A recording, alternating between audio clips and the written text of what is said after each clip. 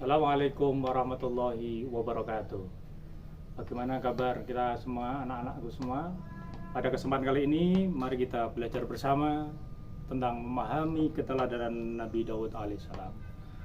Sebelumnya, marilah kita memanjatkan doa kepada Allah Subhanahu wa Ta'ala bersama. Untuk itu, mari kita berdoa mulai. Bismillahirrahmanirrahim. Raditu billahi robba, wabil islami dina, wabi muhammadin nabi wa rasulah. Rabbi zidni ilma warzuqni fahma, amin ya rabbal alamin. Anak-anakku semua yang berbahagia, pada kesempatan ini sebelum kita melangkah ke materi tentang Nabi Daud alaihissalam, perlu kita ketahui bahwa kita umat Islam mempunyai rukun iman. Yang pertama adalah iman kepada Allah Subhanahu wa Ta'ala, iman kepada malaikat Allah Subhanahu wa Ta'ala, iman kepada kitab-kitab Allah Subhanahu wa Ta'ala, juga iman kepada Rasul-Rasul Allah Subhanahu wa Ta'ala, iman kepada hari akhir, dan iman kepada qada dan qadarnya Allah Subhanahu wa Ta'ala. Dari keenam rukun iman itu, satu di antara adalah iman kepada Rasul Allah Subhanahu wa Ta'ala. Perlu diketahui bahwa Nabi Daud alaihissalam adalah salah satu di antara 25 nabi yang patut kita imani di dalamnya. Pada kesempatan ini kita akan memahami tentang keteladanan dari Nabi Daud alaihissalam dengan indikator bahwa siswa mampu menceritakan keberanian yang besar yang dimiliki Nabi Daud alaihissalam. Dikala itu pada mulanya hidup di zaman Nabi Daud alaihissalam adalah di zamannya Raja Talut dan Raja Jalut. Kedua raja itu saling bertengkar, saling iri antara satu dengan yang lain. Raja Jalut adalah raja yang beriman kepada Allah Subhanahu wa Ta'ala.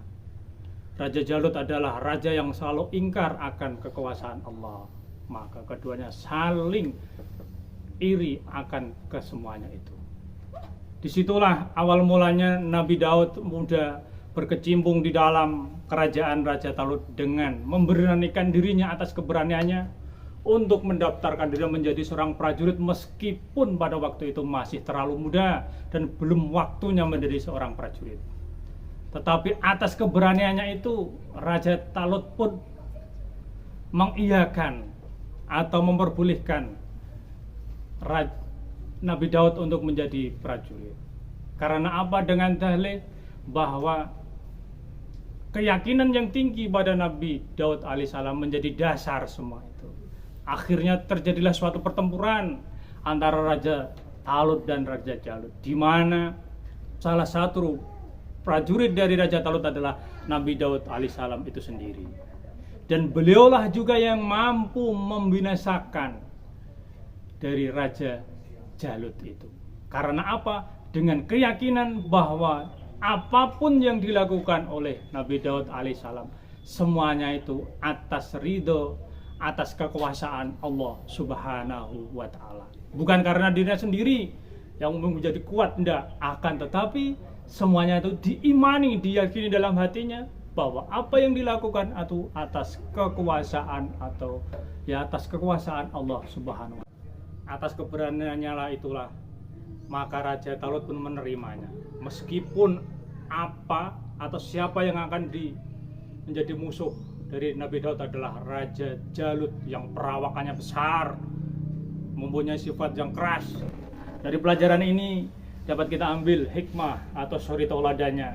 Yang pertama adalah bahwa Nabi Daud alaihissalam menanamkan dalam dirinya suatu keyakinan yang sangat tinggi, yakin atas kekuasaan Allah Subhanahu wa Ta'ala, bahwa apapun yang dilakukan, hasilnya apapun, itu semua atas ridha Allah Subhanahu wa Ta'ala. Yang kedua, Nabi Daud dalam melaksanakannya itu benar-benar dilandasi rasa ikhlas karena Allah Subhanahu wa Ta'ala. Maka dengan keyakinan itulah Nabi Daud alaihissalam mampu meluluh lantahkan semua prajurit dari Raja Jalut, raja yang ingkar di kala itu. Setelah kejadian itulah maka Nabi Daud alaihissalam menjadi sosok seorang prajurit yang maha terkenal di kalangan prajurit Raja Talut pada waktu itu. Dari situ Hanya itu yang dapat saya sampaikan pada materi kali ini, yaitu mengenai keberanian yang besar yang dimiliki Nabi Daud alaihissalam.